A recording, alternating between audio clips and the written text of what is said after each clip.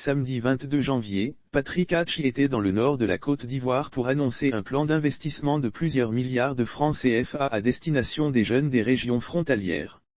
Objectif, contrer l'avancée du djihadisme dans ces régions par le développement et l'insertion des jeunes.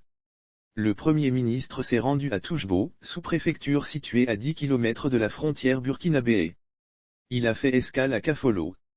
Ce petit village de 2000 habitants a été frappé 2 fois par les djihadistes en 2020 et 2021. Si les militaires y sont présents en permanence, la vie y a profondément changé depuis 2 ans. Avec notre envoyé spécial de retour de Touchbo, Pierre Pinto, l'hôtel prestigieux qui attirait des touristes à Kafolo a fermé. L'agriculture et la pêche ne sont plus guère possibles en raison de la menace djihadiste omniprésente.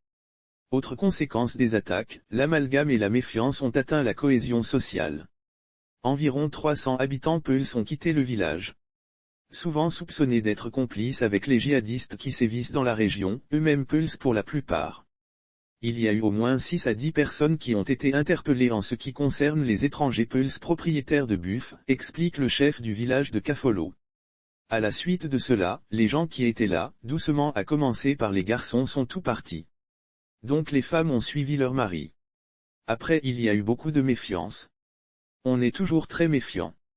À 40 km de là, dans la sous-préfecture de Touchbo, 25 000 habitants, la situation est différente. Le sous-préfet Issouf Dao veille à ce que la méfiance envers les Peuls ne puisse pas s'installer. Depuis que je suis arrivé, j'ai fait des tournées dans tous les villages pour sensibiliser à la cohabitation pacifique avec toutes les populations, y compris les Peuls. Je crois qu'il y a beaucoup de Peuls qui sont intégrés. Vous savez, on trouve beaucoup de Peuls parmi les terroristes, les coupeurs de route, donc forcément il y a de la méfiance. Je crois qu'avec la sensibilisation, les choses sont bonnes.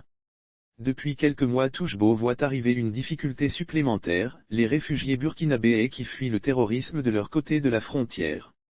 Ils sont 6 000 et continuent d'arriver.